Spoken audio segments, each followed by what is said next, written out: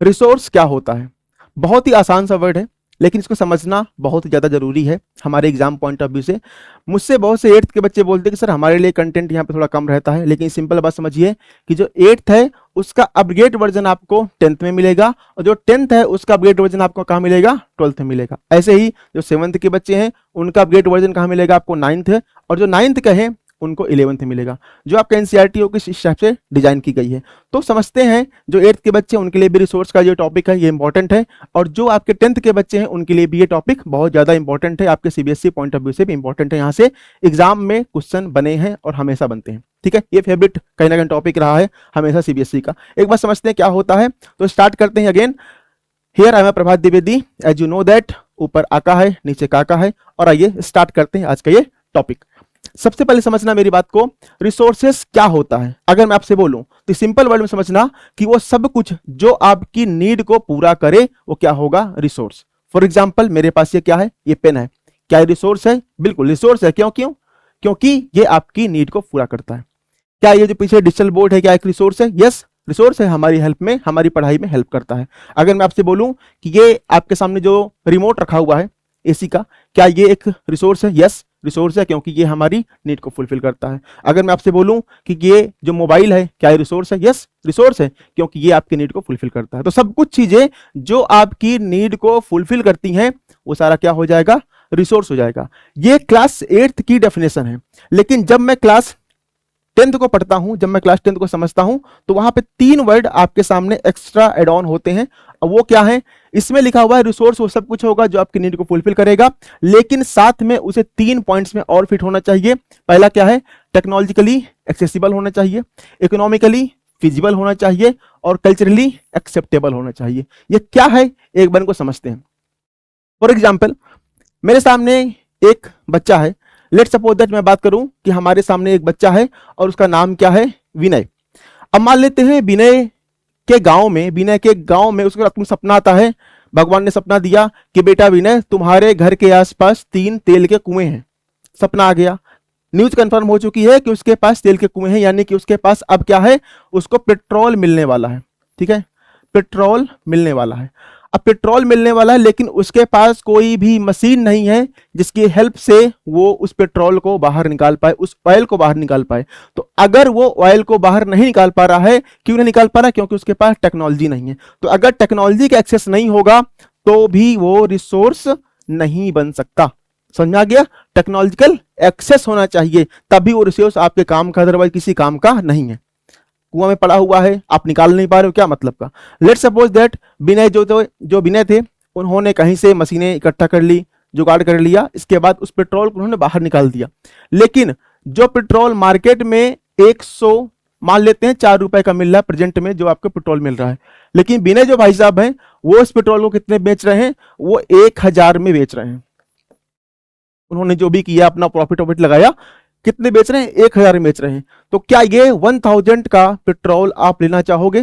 बिल्कुल नहीं लोगे। क्यों? इतना महंगा कौन लेगा जब हमारे पास ऑलरेडी 104 रुपए का पेट्रोल मिल रहा है, 100 रुपए का पेट्रोल मिल रहा है। तो ऐसा आपको चाहिए जो आपके पॉकेट में फिट हो सके, वो भी रिसोर्स आपके काम का होगा। अगर वो इकोनॉमिकली फिजिबल नहीं है, अगर इकोनॉमिकली आपके काम का नहीं है, तो भी वो रिसोर्स किसी भी काम का नहीं हो सकता। समझ में आ गई बात? तीसरा पॉइंट ये है कि कल्चरली एक्सेप्टेबल। अब मान लेते हैं कि अफवाह फैल गई कि बिना ने जो पेट्रोल कुएं से निकाला है, उस पेट्रोल को जो भी अपनी गाड़ी में डालेगा उसकी गाड़ी ब्लास्ट हो जाएगी, फट जाएगी।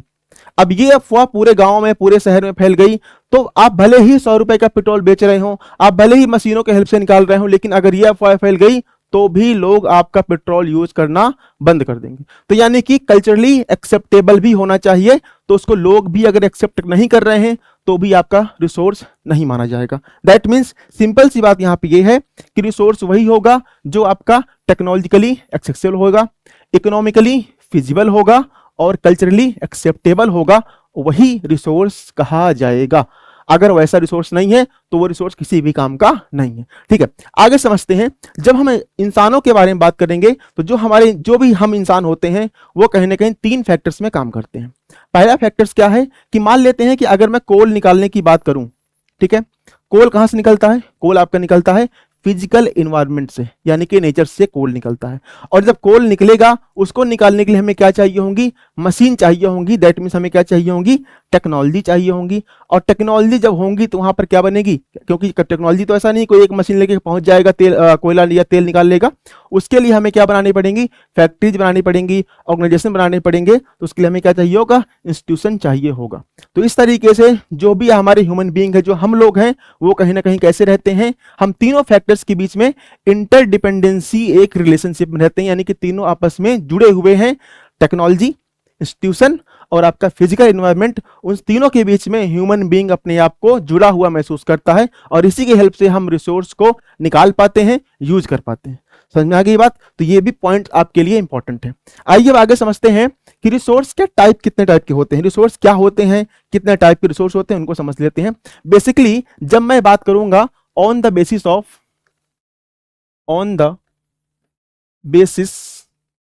ऑफ, जब मैं इसके बारे में बात करूंगा तो बेसिकली रिसोर्स को 4 टाइप में डिवाइड किया गया है। पहला टाइप क्या है आपके सामने, एग्जॉस्टिबिलिटी के बिहाफ में। इसका मतलब क्या होता है कि कौन सी चीज कितनी जल्दी खत्म हो जाएगी, एग्जॉस्ट हो जाएगी, खत्म हो जाएगी। तो वो कौन सी चीजें हैं जो जल्दी खत्म होती हैं, वो कौन सी चीजें हैं जो बहुत टाइम के बाद खत्म होती है, खत्म ही नहीं होती हैं। तो इसके बिहाफ में अगर देखा जाए तो हमने 2 पार्ट में डिवाइड किया है। पहला आपका क्या होता है, रिन्यूएबल, दूसरा क्या होता है, नॉन रिन्यूएबल। अगर आप रिन्यूएबल वर्ड में ठीक से समझेंगे तो आपको यहां पे एक वर्ड दिखेगा, रीन्यूएबल। रीन्यूएबल यानी कि अपने आप को दोबारा से न्यू करने की एबिलिटी जिसके अंदर होगी, ऐसे रिसोर्स क्या कहलाएंगे, रीन्यूएबल रिसोर्स कहलाएंगे। ठीक है, अब खुद सोचिए आपके सामने क्या हो सकता है एग्जाम्पल में, लाइक आपकी सोलर एनर्जी हो गया, लाइक आपका विंड एनर्जी हो गया, लाइक आपकी सॉइल हो गया, लाइक आपकी और क्या हो सकता है, एयर हो गया। ये सारा जो है ये सब के सब क्या हो जाएगा, ये सब कुछ रिन्यूएबल रिसोर्स के अंदर आता है। यानी कि अगर आप एक टाइम तक छोड़ दें तो जो सॉइल होती है वो अपने आप को फिर से, अपनी जो फर्टिलिटी है, अपनी जो क्वालिटी उसको फिर से रिगेन कर लेती है। तो ये क्या हो जाएगा, आपका रिन्यूएबल रिसोर्स हो जाएगा। वो सारे रिसोर्स जो अपने आप को रिन्यू कर सकते हैं after the period of time. ठीक है, सेकंड पॉइंट की बात करेंगे, नॉन रिन्यूएबल। मतलब सिंपल सी बात है कि उनके अंदर वो एबिलिटी नहीं होती कि अपने आप को फिर से रिन्यू कर पाए, दोबारा से भर पाए। दैट मीन्स फॉसिल फ्यूल्स हो गया, मेटल हो गया या कोल हो गया, ये सारे क्या होते हैं, अगर एक बार खत्म हो गए तो दोबारा से बन नहीं सकते। फॉर एग्जांपल ये पेन है, अगर मैं इसको रख दूंगा 5 साल के लिए, 10 साल के लिए, 100 साल के लिए, तो क्या ऐसा लगता है कि 1 का 2 हो जाएगा, ये 2 का 4 हो जाएगा, ये उसका छोटा बच्चा आ जाएगा कि हाँ सर ये पापा हो गया, इसका छोटा बच्चा हो गया, ऐसा नहीं हो सकता। तो सिंपल सी बात यह है कि नॉन रिन्यूएबल वो होंगे, मेटल हो गया, प्लास्टिक हो गया, वो सारे जो अपने आप को रिन्यू नहीं कर सकते वो क्या हो जाएंगे, नॉन रिन्यूएबल रिसोर्स होते हैं। फॉर एग्जांपल कोल है, अब कोल का स्टॉक हमारे पास फिक्स है, खत्म हो जाएगा, दोबारा उसको रिन्यू नहीं कर सकते। ठीक है, नाउ सेकंड बात करेंगे ओरिजिन के बिहाफ में, कौन पहले जन्मा, कौन बाद में जन्मा, कौन जन्म ले सकता है, कौन नहीं ले सकता है, किस में लाइफ होती, किस में लाइफ नहीं होती, वो क्या होते हैं, origin, on the basis of origin. अभी भी फर्दर 2 टाइप के होते हैं, एक आपका क्या होता है बायोटिक, दूसरा का आपका क्या होता है अबायोटिक। देखिए बायो मीन्स क्या होता है, बायो मीन्स क्या होता है, सिंपल सी बात है, बायो मीन्स होता है आपका लाइफ। तो जिस चीज में, जिस रिसोर्स के अंदर लाइफ होगी वो क्या हो जाएगा, बायोटिक रिसोर्स हो जाएगा, और जिसमें लाइफ नहीं होगी वो क्या हो जाएगा, अबायोटिक रिसोर्स हो जाएगा। बायोटिक हम लोग सांस लेते हैं ना, तो क्या हो जाएंगे, बायोटिक रिसोर्स में आएंगे। एनिमल सांस लेते हैं, बायोटिक में हो जाएंगे। जो प्लांट्स होते हैं सांस लेते हैं, बायोटिक हो जाएंगे। फ्लोरा फौना या हम इंसान बायोटिक हो जाएंगे। अच्छा ये पेन सांस लेता है क्या, हाँ सर मैंने कल देखा था ये सांसें ले रहा था ऊपर नीचे, अरे नहीं भाई ये नहीं लेता, तो ये क्या हो जाएगा, अबायोटिक रिसोर्स हो जाएगा। ठीक है, मेटल हो गया, मशीन हो गया, एसी हो गया। अब सर मत बोलना है कि सर कूलर तो सांस लेता है ना, हवा देता है, वो सांस नहीं लेता, वो मैकेनिज्म होता है। तो ऐसा नहीं सोचना, उल्टा सीधा भी बात मत सोचना। ठीक, आगे बात करेंगे ओनरशिप के बिहाफ में। ओनरशिप मतलब क्या होता है, मालिकाना हक। अब इसके बिहाफ में भी हम रिसोर्स को 4 टाइप में डिवाइड करते हैं। ठीक है, इससे पहले मैं एक बार आपको समझाऊंगा डेवलपमेंट, क्योंकि इसमें कुछ समझाना पड़ेगा। पहले समझते हैं डेवलपमेंट क्या होता है, बाद में इसको समझ लेंगे। डेवलपमेंट क्या होगा, डेवलपमेंट के बिहाफ में कौन सी चीजें डेवलप्ड हुई हैं, कौन सी चीजें डेवलप नहीं हुई हैं, इसके बिहाफ पे भी हमने 4 पार्ट में डिवाइड किया है। पहला क्या होगा आपका पोटेंशियल रिसोर्स। ये क्या होता है कि ऐसे हमारे इंडिया में या किसी भी पर्टिकुलर रीजन में वो रिसोर्स पाया जाएगा, पूरे कंट्री में या पूरे रीजन में नहीं पाया जाएगा, किसी पर्टिकुलर रीजन में पाया जाएगा, लेकिन उसमें उतनी पोटेंशियल है कि अगर उसको सही से यूज किया जाए तो वो वहां की स्कार्सिटी को, वहां की प्रॉब्लम को, वहां की एनर्जी को पूरा कर सकता है। वहां के स्कार्सिटी को खत्म कर सकता है। फॉर एग्जाम्पल अगर मैं बात करूं कि हमारे राजस्थान में, हमारे गुजरात में सोलर और विंड की अच्छी खासी पोटेंशियल है, लेकिन अभी तक हम सोलर और विंड एनर्जी को सही से यूटिलाइज नहीं कर पाए, यानी कि प्रॉपर्ली यूटिलाइज नहीं कर पाए। दैट मीन्स सोलर और विंड एनर्जी जो गुजरात और राजस्थान में पाई जाती है, ये एग्जाम्पल क्या हो जाएगी आपके पोटेंशियल रिसोर्स की, क्योंकि यहाँ पे पोटेंशियल है। ये समझना पर्टिकुलर रीजन पे पाई जाएगी, पूरे इंडिया पे या पूरे वर्ल्ड में वो चीज नहीं मिलेगी। ठीक है, आगे बात करेंगे। जब मैं बात करूंगा डेवलप्ड रिसोर्स, ये क्या होता है? ऐसे रिसोर्स जो क्वालिटी के बिहाफ में, क्वांटिटी के बिहाफ में इनको जांचा जा चुका है, परखा जा चुका है, हमारे इंडिया में कितना ये मिलने वाला है, कितना नहीं मिलता, वो क्या कहलाएगा? Developed resource. फॉर एग्जाम्पल हमारे इंडिया, हमको पता है कि हमारे इंडिया में कोल कितना है, हमें पता है कि डायमंड कितना है, हमें पता है गोल्ड कितना है, हमें पता है पेट्रोलियम कितना है। तो ये सब चीजें हमने क्वालिटी के बिहाफ में, आपको पता है कि हमारे इंडिया में जो कोल है वो किस क्वालिटी का मिलता है, एंथ्रेसाइट का है कि लिग्नाइट का है कि बिटुमिनस का है कि पीट का है, ये सारी क्वालिटी हमको पता है। तो इसके बिहाफ में हम ऑलरेडी सब कुछ डिटरमाइन कर चुके हैं, इसलिए क्या कहलाएगा? ये डेवलप्ड रिसोर्स के अंदर आ जाएगा। ठीक है, नाउ आगे बात करेंगे स्टॉक रिसोर्स। स्टॉक रिसोर्स क्या होता है कि हमारे ग्लोब में, हमारे यूनिवर्स में वो अच्छे खासे अमाउंट में है, लेकिन due to the lack of technology, हमारे पास टेक्नोलॉजी का एक्सेस ठीक से नहीं है, इसलिए अभी तक इस रिसोर्स को हम यूज नहीं कर पाए। एग्जांपल के तौर पे अगर मैं बात करूं, हाइड्रोजन को एज अ फ्यूल अभी तक एक्सपेरिमेंटल फेज में चल रहा है। कुछ कंट्री इसको एज अ एक्सपेरिमेंटल यूज कर रही है, लेकिन अभी तक ये लार्ज स्केल पे यूज होना शुरू नहीं हुआ है। तो हाइड्रोजन एज अ फ्यूल भी कहां पे आ जाएगा? स्टॉक रिसोर्स में। न्यूक्लियर एनर्जी अगर बात करें तो वो भी अभी तक देखा जाए सही से उसको यूज करना शुरू नहीं किया गया है, तो इसलिए ये भी कहीं ना कहीं स्टॉक रिसोर्स के अंदर आ जाएगा। अब आगे बात करेंगे, यहां पे लास्ट में क्या लिखा है? Reserve resource. रिजर्व रिसोर्स वो होता है कि जो रिसोर्स आज है लेकिन उसको फ्यूचर नीड के लिए, फ्यूचर यूज के लिए हमने उसको रिजर्व कर रखा है, प्रिजर्व कर रखा है, तो क्या कहलाएगा? आपका रिजर्व रिसोर्स। फॉर एग्जांपल आपको पता होगा कि जो इलेक्ट्रिसिटी है वो आपके थर्मल पावर प्लांट से भी जनरेट होती है, लेकिन इसके अलावा भी हम हाइड्रो इलेक्ट्रिक पावर प्लांट से भी लाइट जनरेट करते हैं, डैम बना करके। आपने देखा होगा ना, रिवर में डैम बना करके। लेकिन अभी भी सारे रिवर्स में डैम नहीं बने हुए हैं, ये बहुत ज्यादा लार्ज स्केल में डैम नहीं बने हुए हैं। तो अगर देखा जाए तो ये जो डैम है ये क्या होते हैं? यहां से लाइट बनती है। तो इसलिए जो उस वाटर को हमने प्रिजर्व कर रखा है फ्यूचर नीड के लिए, फ्यूचर यूज के लिए, तो क्या कहलाएगा? आपका हाइड्रो इलेक्ट्रिक जो पावर प्लांट है, ये क्या कहलाएंगे? आपके रिजर्व रिसोर्स के अंदर आएंगे। अब बात करते हैं वापस जा करके ओनरशिप के भी आप में। ओनरशिप मतलब क्या होता है? मालिकाना हक। चार टाइप के होते हैं। पहला क्या होगा? आपका इंडिविजुअल रिसोर्स। इसका मतलब क्या होता है? इंडिविजुअल, मेरा खुद का। फॉर एग्जाम्पल ये मेरी वॉच है, अब इसको मैं सिर्फ मैं ही यूज करता हूं, है ना, तो क्या हो जाएगी? Individual resource. मेरा घर है, उसमें सिर्फ मैं और मेरी फैमिली रहती है, यानी कि एक ही आइडेंटिटी, एक ही एंटिटी उसमें रह रही है और अपनी नीड को पूरा कर रही है, तो क्या कहलाएगी? वो इंडिविजुअल रिसोर्स। मैंने अपने घर में एक बनाया स्विमिंग पूल, वहां पे छपाके मार रहा हूं, क्या हो जाएगा? Individual resource. यानी कि मेरा स्विमिंग पूल, मेरा घर, मेरी प्रॉपर्टी, मेरी लैंड क्या कहलाएगी? इंडिविजुअल रिसोर्स, खुद की है। बट जब मैं बात करूंगा कम्युनिटी रिसोर्स, क्या होगा? तो ऐसी चीज जिसमें पूरी कम्युनिटी अपनी नीड को फुलफिल करता है। फॉर एग्जाम्पल आप जो गांव में आपने देखा होगा, गांव में तालाब होते हैं, पॉन्ड होते हैं, और उस तालाब में पूरा पूरा जो गांव होता है अपनी नीड को फुलफिल कर रहा होता है ना। एक घर नहीं, 100 घर, 50 घर भी लोग जाकर के वहां पे अपनी नीड को फुलफिल कर रहे होते हैं। तो विलेज पॉन्ड, ध्यान देना, एनसीईआरटी में ये लिखा हुआ है और सीबीएसई में पूछा जा चुका है कि विलेज पॉन्ड किसका एग्जाम्पल है। ये सारे एग्जाम्पल आपकी 1 मार्कर में एग्जाम में पूछे जाते हैं, तो पता होना चाहिए। तो विलेज पॉन्ड किसका एग्जाम्पल होगा? कम्युनिटी रिसोर्स का। लेकिन अगर मैं बात करूं कि इंडिविजुअल पॉन्ड आपके जो घर में बना हुआ होगा, स्विमिंग पूल काइंड ऑफ, वो क्या हो जाएगा? इंडिविजुअल रिसोर्स का एग्जांपल हो जाएगा। ध्यान देना चीज में, गलत मत करना, ठीक है। फॉरेस्ट हो गया, रिवर हो गया, ये सब क्या हो जाएंगे? आपके इंडिविजुअल रिसोर्स के एग्जांपल हो जाएंगे। नाउ अब आगे बात करेंगे what is national resource.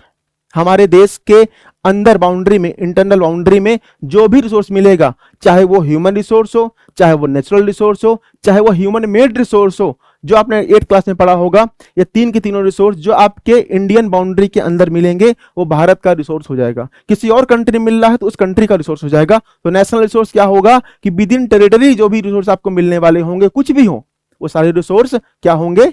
National resource के अंदर आ जाएंगे।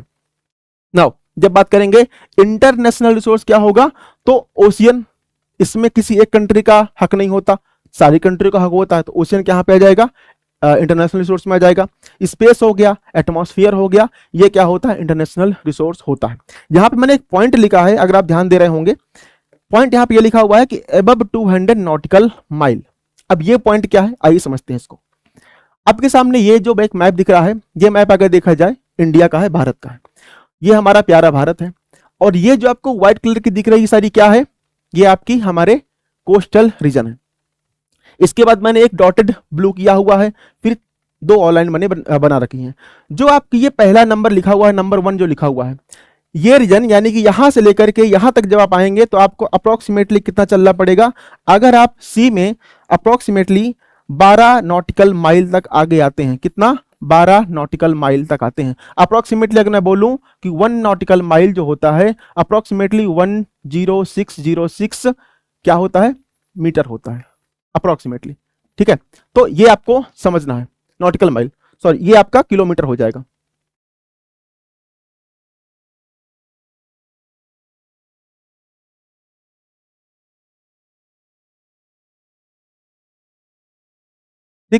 किलोमीटर हो जाएगा। ठीक है, तो अगर मैं बात करूंगा नॉटिकल माइल में, मैं अगर अपने मेन कोस्टल रीजन से 12 नॉटिकल माइल तक आगे आता हूं तो वो पूरा रीजन क्या कहलाएगा, टेरिटोरियल सी कहलाएगा। और यहां पर जो आपके इंडिया होगा, जो जिस कंट्री के बारे में बात करेंगे, उसका कंप्लीट पावर रहता है, कंप्लीट कंट्रोल रहता है। नाउ जब आगे बात करेंगे, अगर मैं इसमें 12 में और एक 12 जोड़ दूं, यानी कि 12 में एक और 12 जोड़ दूं, तो हो जाएगा 24 नॉटिकल माइल। तो इसलिए क्या होता है, कंटिगुअस जोन, 1 से लेकर के यहां तक जो होगा आपका कंटिगुअस जोन कहलाता है। इसमें उस कंट्री का कंप्लीट कंट्रोल नहीं रहेगा, लेकिन वो क्या कर सकता है, जो समुद्र से जुड़े हुए, जो सी से जुड़े हुए लॉ होते हैं, उन लॉ को बना सकता है, इंप्लीमेंट कर सकता है। ठीक है, 12 नॉटिकल माइल तक जो भी रिसोर्स, मान लीजिए यहाँ पे हमें पेट्रोलियम मिलता है, वो सारा कंट्रोल किसका है, उस कंट्री का है। उस मान लेते हैं इंडिया के पास मिला तो इंडिया का हो जाएगा। तो अब इस पेट्रोलियम को हम कैसे यूज करना चाह रहे हैं, वो सिर्फ हमारा हक है, हमें किसी और कंट्री से पूछने की जरूरत नहीं है। लेकिन मान लेते हैं यहाँ पर हमें कुछ मिलता है, तो इसके लिए हम सी लॉ बना सकते हैं कि हाँ कितना हम ट्रेड करेंगे, कितना नहीं करेंगे, ये सारा कुछ हम काम कर सकते हैं। ठीक है ना, आगे बात करेंगे, ये जो लिखा हुआ है EEZ, ये क्या होता है, ये इसे बोलते हैं एक्सक्लूसिव इकोनॉमिक जोन। यानी कि यहां पर इस एरिया पर अगर आप आ रहे हैं, दैट मींस अगर मैं यहां से बात करूं और यहां तक, तो 200 नॉटिकल माइल क्या होता है, 200 नॉटिकल माइल तक ये डॉटेड पॉइंट हो जाएगा। और यहां पर क्या होगा कि अगर आपको काम करना है, अगर आप करना चाह रहे हैं, तो आप यहाँ पे ट्रेड कर सकते हैं, लेकिन दूसरी कंट्री के हेल्प से ही ट्रेड करना पड़ेगा। जिन बच्चों ने मूवी देखी होगी पुष्पा 2, उसमें आपने ध्यान देखा होगा कि जो पुलिस ऑफिसर था, इस पॉइंट के बाद आगे जा नहीं पाया। क्यों नहीं जा पाया था, देखा था ना, जब वो जहां से जा रहा था तो क्यों नहीं जा पाया, क्यों, क्योंकि अब वो नेशनल बाउंड्री से बाहर जा रहा था। इस लाइन के बाहर, इसे क्या बोलते हैं, इस लाइन के बाहर को बोलते हैं ओपन सी। मतलब अब जो है, अब इंडिया का या उस कंट्री का कंट्रोल नहीं है, अब इसके लिए आपको इंटरनेशनल बाउंड्री में इंटर करना पड़ेगा। तो समझना बात को कि 200 नॉटिकल माइल से ऊपर जो भी जोन होगा सी में, वो क्या कहलाएगा, इंटरनेशनल रिसोर्स के अंदर आएगा। वो जोन क्या कहलाएगा, इंटरनेशनल रिसोर्स कहलाएगा, इंटरनेशनल जोन के अंदर आ जाएगा। तो यहां पर अगर आपको कुछ भी रिजर्व मिलता है तो वो आपका ओपन सी में आएगा, वो इंटरनेशनल रिसोर्स के अंदर आएगा, उस कंट्री का कोई भी अधिकार नहीं होगा। अब हो सकता है कि इसके पास कोई और कंट्री हो, वो उसके टेरिटोरियल सी के अंदर आ जाए तो उसका पावर हो जाएगा। तो ये वाली बात है। तो ये समझना, ये पॉइंट इंपॉर्टेंट है कि 200 नॉटिकल माइल से बाहर जो भी रिसोर्स मिलेगा वो क्या कहलाएगा, आपका इंटरनेशनल रिसोर्स कहलाएगा। ठीक है, तो होप आपको ये पूरा जो चैप्टर है, जो पूरा आपका जो टॉपिक है कि रिसोर्स और उसके टाइप समझ में आ गए होंगे। अगर आपको कुछ और समझ में नहीं आ रहा है या कोई और टॉपिक आपको समझना है तो कमेंट करिए। कमेंट करना जरूरी है, अगर आप कमेंट करेंगे तो आपको ये समझ में आएंगी और मुझे भी आगे अलग वीडियो बनाने में या जिस टॉपिक को आपको समझ में दिक्कत आ रही है उस पर मुझे बनाने में अच्छा लगेगा। ठीक है, thank you for today, comment करिएगा। ओके।